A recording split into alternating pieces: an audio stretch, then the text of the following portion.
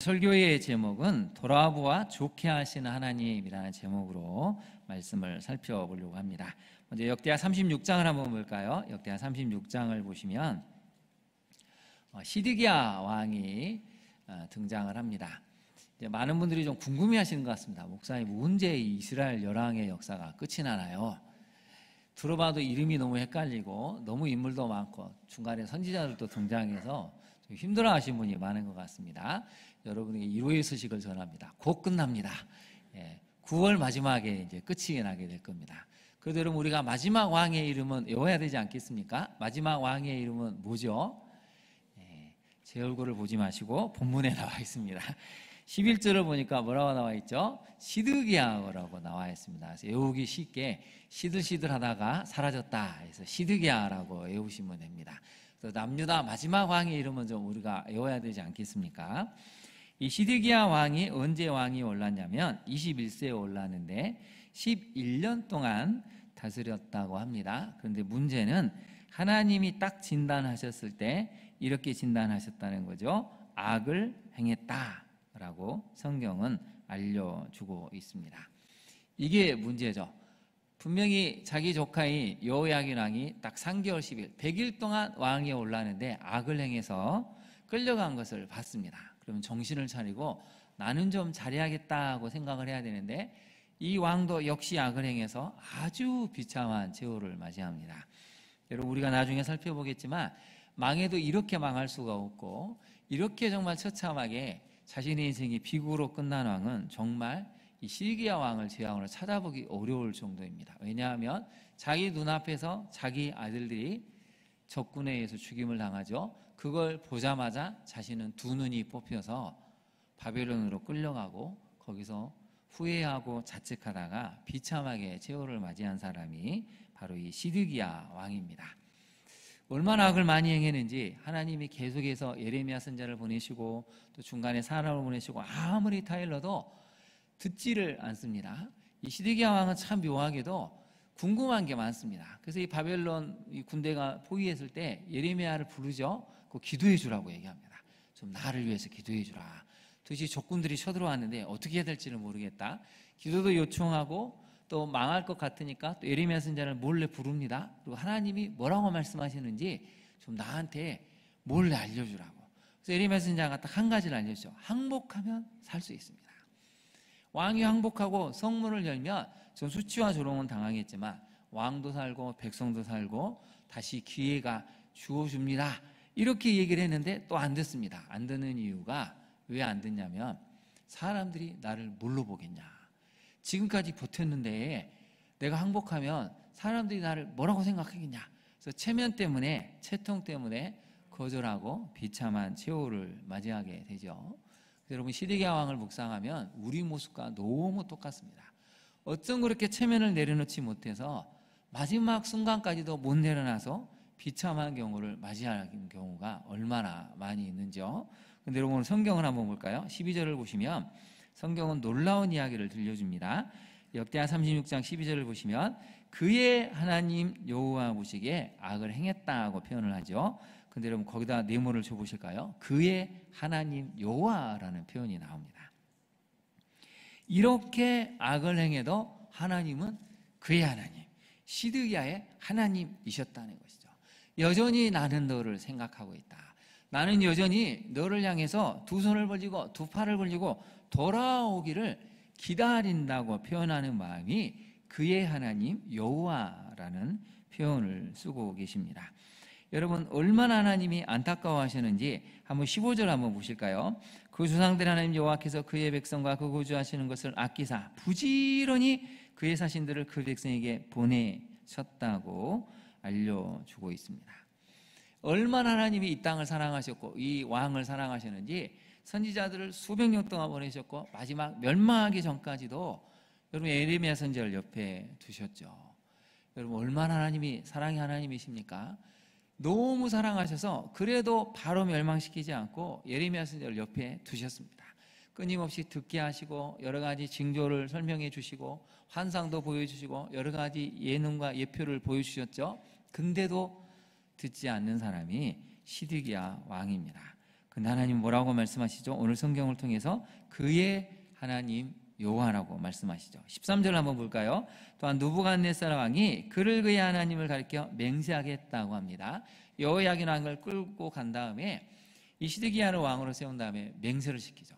그의 하나님의 이름으로 맹세해서 바벨론에게 충성할 수 있도록, 너 잘 충성하면 끝까지 너의 왕위를 보존해주고 쳐들어오지 않으마, 하나님의 이름으로 맹세하게 했는데요, 13절에도 그의 하나님을 가리켜라고 나옵니다. 거기다 한번 네모를 쳐보실까요? 그의 하나님, 무엇을 얘기하는 겁니까? 아무리 악을 행해도 우리가 살다 보면 그런 사람을 만나죠. 저 인간은 포기해야 돼.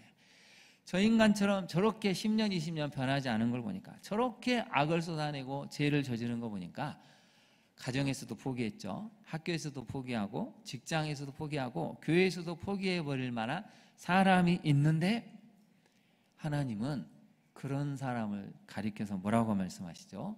그래도 나는 그 사람의 하나님이다. 그래도 나는 그의 하나님이라고 심판하시기 전까지 두 팔을 벌리시고 두 손을 벌리시고 돌아오기를 기다리고 계신다는 것이죠. 여러분, 이게 우리가 머리로는 이해가 되는데 마음으로는 이해가 안 되죠. 여러분 마음에 떠오르는 사람이 있지 않습니까? 목사님 모르셔서 그래요. 그 인간은 절대 안 들어와요. 그 사람은 절대 변하지 않을 거예요. 물론 그런 사람도 있을 수 있습니다. 예수님 시대에도 예수님을 못 박은 사람들이 있었죠. 근데 우리가 하나님의 마음을 배우면 우리는 어떻게 해야 된다고요? 두 손을 벌리고 두 팔을 벌리고 돌아오기를 기다려야 됩니다. 돌아오는 순간 안아주면서 잘 돌아왔다고. 자, 연습을 한번 해볼까요? 두 손을 한번 이렇게 벌리시죠. 여러분, 돌아오면 안아주실 준비가 되어 있습니까?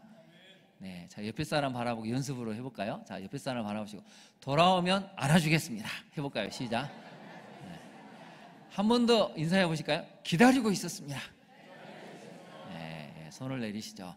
얼굴 표정은 마음에 안 들 수 있어도 어떻게 해야 된다고요? 돌아오면 안아주는 거. 기다리고 있었다고. 여러분, 탕자의 비유가 그렇지 않습니까? 탕자가 돌아오니까 아버지가 하는 일이 무엇이죠? 꾸짖거나 야단치거나 내쫓은 게 아니고 씻겨줍니다. 옷을 갈아입혀줍니다. 좋은 신발을 내주어서 신발을 신겨주죠. 손에 가락지를 끼워줍니다. 그리고 선언하죠. 너는 내 아들이다. 잃어버렸다가 죽었다가 다시 찾은 내 아들이라고 모든 가족들 앞에서, 하인들 앞에서, 잔치에 초청한 사람들 앞에서 죽었다가 살아난 내 아들입니다. 잃어버렸다가 다시 찾은 내 아들이라고 이 아버지가 선언하죠. 그게 하나님의 마음이고, 오늘 본문에서 등장한 그의 하나님 여호와라고 시드기야 왕을 향해서 그렇게 목놓아 외치시는 하나님의 마음이라는 것이죠. 여러분, 우리도 그랬죠. 우리도 하나님 보시기에는 도저히 사랑하고 용서할 구석은 단 하나도 없었는데, 그래도 두 팔을 벌리시고 우리가 예수 그리스도를 믿는 순간 하나님의 자녀로 삼아 주셨습니다. 그래서 우리가 앞으로 시드기야 왕을 통해서 역사를 살펴볼 텐데요, 주보 가운데를 한번 펼쳐보시고 첫 번째 메시지를 한번 살펴볼까요? 인류 역사는 같이 한번 읽어보겠습니다. 인류 역사는 끝없이 사랑을 베푸시는 하나님과 끝까지 악을 행하는 강팍한 인간의 모습을 기록한 시간입니다. 역사는 기록이 되고 있는데요, 성경적인 시각에서, 구속적인 시선에서 바라보면 인류 역사는 딱 한 가지입니다. 그럼에도 끝없이 사랑을 베푸신 하나님이 있고 끝까지 하나님을 저항하고 반항하고 대항하는 인류의 모습이죠. 이게 성경의 기록입니다. 여러분, 딱 이거 외에는 설명할 길이 없습니다. 하나님은 어찌됐든 보시기에 좋은 세상을 창조하셨고 끝없이 인간에게 최선의 것을 주시기를 원하시는데, 인간은 죄 때문에 끝없이 반항하죠. 저항을 합니다. 그래서 인간이 이렇게 타락을 하게 되고 이제 우리 스스로 멸망할 지경까지 이르게 되었습니다. 지난주에 저는 두 가지 사진을 보면서 많은 고민을 하게 됐는데요, 한번 사진을 보실까요? 두 개의 사진입니다. 여러분이 너무나 잘 아시는 중국에서 일어난 일이죠. 중국의 전승절을 맞이해서 러시아의 푸틴이, 중국의 시진핑이, 그 다음에 북한의 김정은이 갔습니다. 여러분, 많은 이제 평론가들이, 정치가들이 걱정을 합니다. 신냉정 시대가 왔구나. 러시아, 중국, 북한이 한 팀이 됐습니다. 한국과 일본과 미국이 한 팀이 됐습니다. 전쟁이 일어나면 어디를 놓고 전쟁을 하게 될까요? 네, 한반도, 대한민국입니다. 그때는 핵도 사용이 되겠죠. 모든 미사일이 발사가 되겠죠. 한반도는 사람이 살 수 없는 초토화가 되는 땅으로 변하게 될 것입니다. 힘을 가진 사람들이 힘을 쓸 수가 없어서 이 힘을 주체를 못해서 더 많은 것을 가지려고 하죠. 더 많은 권력을 누리고 싶고 더 많은 힘을 가지하고 싶으니까 그냥 남의 것을 뺏는 걸 주저하지를 않습니다. 더 많은 권력을 누리고 싶으니까 어떻게든 권력을 유지하려고 오만 가지 방법을 쓰고 힘없는 사람, 약한 사람을 누르는 모습이 보이고 있죠. 여러분 옆에 있는 사진은 최악의 가뭄을 겪고 있는 강릉의 오봉주수지 사진입니다. 오늘 아침 뉴스를 보니까 10%로 떨어졌다고 하죠. 저는 걱정이에요, 여러분. 우리는 그런 막연한 희망이 있습니다. 그래도 비가 와서 회복되지 않을까? 그래서 좀 좋아지지 않을까? 근데 여러분 만약에 비가 안 와서 1년이 가면 어떻게 될까요? 강릉은 사람이 살 수가 없습니다. 물이 없는데 어떻게 삽니까? 그럼 강릉의 시민들은 어디로 가야 되죠? 가까운 양양이나 속초나 근처에 있는 데로 다 떠나야 됩니다. 이게 우리나라에서 벌어진 일입니다. 여러분 오늘 또 잠깐 비가 오지 않았습니까? 희한하게 제가 뉴스 날씨를 봤는데 많은 비가 예보가 되어 있죠. 어제 군산만 해도 1시간 동안 150mm 가까운 비가 내렸습니다. 근데 오늘 예보를 보니까 다 비가 온다고 하는데 유일하게 강릉은 또 비가 안 옵니다. 여러분 그래서 기도하셔야 됩니다. 여러분 주보를 한번 펼쳐 보이실까요? 주보의 한 주간 기도 제목을 보시면 4번, 5번을 같이 한번 읽어볼까요? 4번, 5번인데요. 한 주간 기도 제목 시작. 신냉전 시대에 한반도의 평화와 안정을 지켜주셔서 가뭄이 극심한 강릉과 삼척에 은혜의 단비를 내려주소서. 여러분 삼척도 이제 비가 안 와서 가뭄을 겪고 있습니다. 우리는 괜찮을까요? 모르죠. 우리도 모릅니다. 점점 기후재앙이 현실로 다가오고 있고 우리 다음 세대 강릉에 살고 있는 우리 어린이들이 청소년들이 청년들이 극심하게 고통을 겪고 있다는 것입니다. 인류의 역사가 타락을 하니까 끝없이 하나님은 사랑을 베푸시만 끝까지 하나님께 저항을 해서 만들어낸 결과가 지금의 기후재앙이고 돈을 위해서라면 사람을 죽이는 것도 서슴지 않은 악한 문화의 결론이 지금 사실은 인류의 역사의 기록이라는 것이죠. 그럼 적용을 한번 해볼까요? 여러분 최근 자신이 쓰고 있는 역사는 이 개인에서 가정, 직장, 교회, 미래를 봤을 때 어떤 방향으로 가고 있습니까? 살 수 있고 살리는 방향으로 가고 있습니까? 아니면 아무리 노력해도 죽고 있고 죽어가고 있는 방향으로 가고 있습니까? 하나님을 붙들지 않으면 우리가 쓰고 있는 역사는 아무리 노력해도 여러분 결국 죽음이고 죽음의 문화라는 것을 성경이 보여주고 있고 인류 역사가 보여주고 있죠. 두 번째 적용을 같이 한번 읽어볼까요? 시작. 죄와 악을 멈추고 우리를 아끼시는 하나님께로 방향을 선회하고 있습니까? 여러분 살 방향은 유턴하는 것입니다.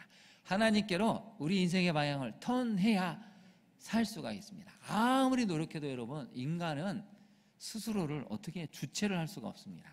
악을 행하고 죄를 좋아하는 사람들 때문에 결국 인류는 망할 수밖에 없는데 그래도 하나님께로 방향을 선회하면 우리를 아끼신 하나님 때문에 살 수 있다는 것이죠. 그래서 여러분 15절에 정말 중요한 단어가 나오죠.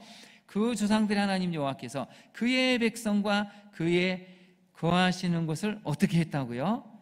아끼사. 거기다 한번 동그라미를 쳐보시죠. 아끼다라는 단어가 등장을 합니다. 여러분 아끼는 물건이 있으면 숨도 못 쉬지 않습니까? 가구가 새로 들어오면 애들한테 막 야단을 치죠. 절대 이 가구에 흠집을 내지 말라고. 좋은 차를 사거나 우리가 좋은 것을 가지고 있으면 이 아끼는 마음 때문에 수시로 들여다보고 어쩔 줄 몰라 합니다. 하나님도 우리를 보실 때 너무 아끼셔서 그런 마음으로 우리를 소중하게 되시죠. 그냥 말로만 한 게 아니고 그 다음에 한번 밑줄을 그어보실까요? 부지런이라는 단어가 나오지 않습니까? 너무 우리를 아끼시니까 살려보시려고 수백 년 동안 그의 사신들, 선지자들을, 예언자들을, 좋은 왕들을 보내셔서 어떻게든 살려보시려고 하는 게 하나님의 마음이셨다는 것이죠. 그런데 여러분, 인간이 타락을 하게 되면 어디까지 가냐면 14절 한번 볼까요? 이 백성들이 이방 모든한 가증한 일을 따라서 여호와께서 예루살렘에 거룩하게 두신 그의 전을 더럽게 하였다. 그 다음 밑줄을 보실까요? 그의 전을 더럽게 했다. 여러분, 하나님의 임재가 머물렀던 여호와의 성전을 더럽게 했다는 것입니다. 여호와도 섬기지만 온갖 우상을 성전 안에 들여놔서 거기서 분향하고 절하고 하나님의 이름을 욕되게 하는 것을 전혀 개의치 않았다는 것이죠. 신약시대로 적용하면 하나님의 성전된 내 몸에 그런 악을 행하고 있다는 것입니다. 좋지 않은 생각들, 감정들을 내 안에 불어넣게 했다는 것이죠. 음란물을 보고 도박에 중독이 되고 게임에 중독이 되고 다른 사람의 인생에 피눈물을 흘리게 하는 것을 전혀 개의치 않는데 주일에는 예배에 나와서 하나님을 섬긴다고 하는 이 모습이 여러분, 남유다가 마지막 멸망하실 때의 모습과 크게 다르지 않다는 것입니다. 그래도 여러분, 하나님께서 얼마나 우리를 아끼셨는지 그래도 살리려고 말씀을 주시지 않습니까? 그래서 여러분은 여러분 자신을 소중히 여기셔야 됩니다. 여러분을 파괴시키는 것에 시선을 두지 마시고 마음을 두지 마시고 발걸음을 옮기시면 안 됩니다. 왜요? 여러분은 하나님이 아끼시는 사람이기 때문이죠. 그래서 여러분, 옆에 사람을 한번 보고 축복해 보실까요? 당신은 하나님이 아끼시는 사람이라고 한번 해볼까요? 시작. 당신은 하나님이 아끼시는 사람입니다. 그럼 옆에 사람은 어떻게 돼야 되죠? 소중히 돼야 됩니다. 여러분, 하나님이 아끼시는데 누가 감히 건드리겠습니까? 우리도 내가 아끼는 물건이 있으면 다른 사람이 함부로 하지 못하도록 하는데, 하나님이 아끼시는 성도님들, 남편과 아내, 또 우리 자녀들이 성도가 있다면 아껴줘야 한다. 이게 첫 번째 메시지입니다. 두 번째로 한번 가볼까요? 예레미야로 가보겠습니다. 예레미야로 가보시면 24장은 배경이 뭐냐면 여호야긴 왕이 100일 만에 끌려갔죠. 그리고 바벨론 왕이 쳐들어와서 이 새로운 왕 시드기야 왕을 세우는데, 그때 하나님이 뭘 보여주시냐면 예레미야 선지자에게 이 무화과 환상을 보여주십니다. 그래서 24장 1절 한번 볼까요? 후반절에 여호와께서 여호와의 성전 앞에 놓인 무화과 두 광주를 내게 보이셨는데, 한 광주에는 처음 익은 듯한 극히 좋은 무화과가 있고 한 광주에는 나빠서 먹을 수 없는 극히 나쁜 무화과가 있었다는 것입니다. 여러분, 거기다 한번 동그라미를 쳐보실까요? 극히라는 단어가 나오죠. 극히 좋은 무화과, 극히 나쁜 무화과가 있었다는 것입니다. 자, 여러분, 제가 질문을 할 때 무조건 0.5초 만에 아멘이라고 답하시기 바랍니다. 우리 광양중앙교회는 하나님 보시기에 좋은 무화과입니다. 네. 자, 이번에 질문은 여러분이 생각하시고 한번 답을 해보십시오. 우리 광양중앙교회 성도님은 하나님 보시기에 극히 좋은 무화과입니다. 네, 갑자기 대답이 좀 주저해지시죠. 여러분, 좋다는 것과 극히 좋다는 건 느낌이 다릅니다. 여러분, 고를 때 뭘 고르고 싶습니까? 다 좋아 보이는데 그 중에 어떤 걸 고르는 거죠? 극히, 지극히 좋은 것을 고르죠. 우리 인간도 그렇습니다. 하나님 뭐라고 말씀하시냐면, 무화과 이 광주에 담겨 있는데 지극히 좋은 무화과도 있지만 지극히 나쁜 무화과가 있다는 것이죠. 그래서 3절에 보시면 이렇게 이제 예레미야가 대답을 했죠. 좋은 무화과는 극히 좋고 그 나쁜 것은 아주 나빠서 먹을 수가 없습니다. 그때 하나님이 이걸 설명을 하십니다. 그래서 5절을 한번 볼까요? 내가 이곳에서 옮겨 갈대아인의 땅에 이르게 한 유다포로는 이 좋은 무화과다 라고 말씀을 하시고, 끌려가지 않고 남아있는 이 유다 백성들은 지극히 나쁜 무화과라는 것이죠. 시드기야 왕과 남아있는 백성들은 극히 나쁜 무화과라고 하십니다. 왜 그럴까요? 두 번째 메시지를 한번 살펴볼까요? 두 번째 메시지를 보시면 좋은 무화과 나무와 나쁜 무화과 나무의 차이는 어디에 달려 있다고요? 회개의 유무에 달려 있다는 것입니다. 하나님 왜 이렇게 말씀을 하셨냐면, 성서학자도 연구를 해보니까 이유가 딱 하나였다는 것이죠. 끌려간 여호야긴 왕과 유다 백성들이 이해가 안 됐습니다. 아니, 하나님의 성전이 있는데 우리가 전쟁에서 패배하고 끌려왔다? 하나님은 어디 계십니까? 끌려왔던 자신들을 얼마나 바벨론 사람들이 조롱하고 자신들의 신은 위대하다고 찬양을 강요하는데 미칠 것 같았습니다. 그런데 시간이 지나면서 세월이 흐르면서 이 사람들이 깨닫게 됐다는 것이죠. 우리의 잘못이었구나. 우리가 잘못했고 하나님이 심판을 하셨기 때문에 우리가 여기에 끌려온 것이구나, 이걸 인정하고 회개하게 되었다는 것이죠. 여러분, 좋은 무화과 나쁜 무화과를 결정적으로 가르는 것은요, 회개하느냐 회개하지 않느냐에 달려 있습니다. 다윗은 하나님 보시기에 마음이 합한 자라고 했죠. 근데 여러분, 성경을 보면 다윗이 마음이 합한 자라고 보기에는 어려운 사건이 너무 많습니다. 대표적인 게 바세바 간음이죠. 인구조사를 시행한 걸 보면 정말 다윗이 괜찮은 사람인가? 근데 여러분, 성경은 딱 한 가지를 놓고 보는 것이죠. 그래도 다윗은 처절하게 회개하고 자신이 한번 잘못한 것에 대해서는 절대 그 길을 걸어가지 않는 사람이었습니다. 회개하느냐 회개하지 않느냐가 하나님 보시기에 똑같이 망할 수밖에 없었죠. 여호야긴과 그의 백성들, 끌려간 백성들도 망할 수밖에 없었지만 그들은 그곳에서 회개를 해서 하나님이 돌아오게 하시는 사람들로 되지만, 남아있는 시드기야와 이 백성들은 회개할 마음이 없었습니다. 우리가 그래도 괜찮은 사람들이네, 끌려간 사람들 우리보다 더 악하고 저 사람들의 잘못 때문에 나라가 이렇게 됐지, 우리는 회개할 필요가 없어 라고 생각을 해서 하나님이 나쁜 무화과로 평가를 하셨다는 뜻입니다. 여러분, 적용을 한번 해볼까요? 우리는 하나님 보시기에 어떤 무화과 나무입니까? 좋은 무화과일까요? 나쁜 무화과일까요? 기준이 어디에 있다고요? 회개죠. 그래서 두 번째를 같이 한번 읽어볼까요? 시작. 회개하라는 하나님의 사인을 알아차리고 좋은 무화과 나무가 되기를 기도합니까?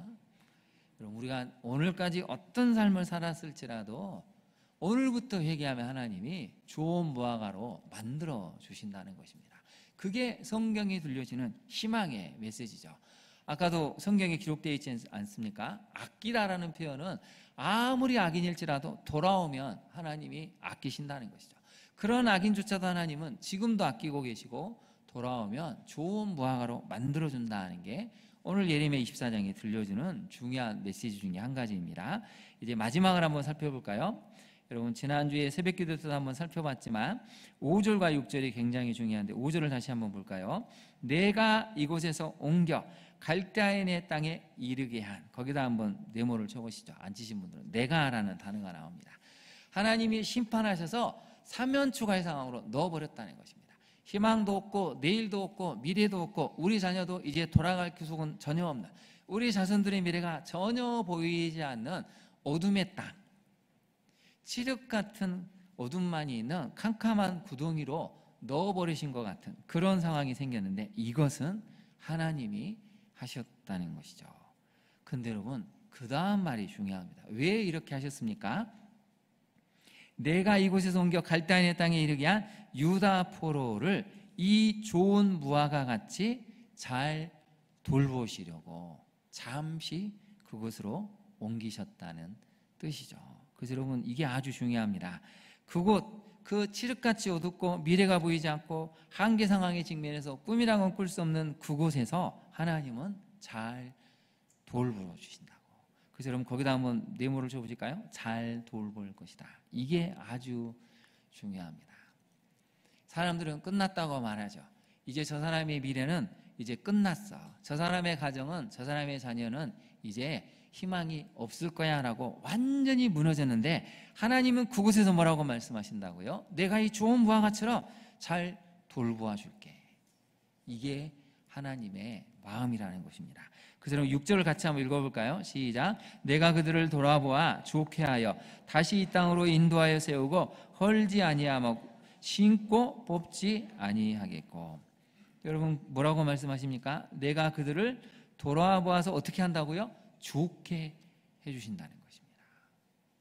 그냥 돌보는 정도가 아니라 아주 좋게 다시 회복시켜서 돌아오게 만드신다는 것이죠. 그래서 여러분, 6절 후반절로 이렇게 나오죠. 세우고 홀지 아니하며 심고 뽑지 아니하겠다라고 말씀하십니다. 여러분, 우리 인생은 항상 반대로 가지고 어떻게 합니까?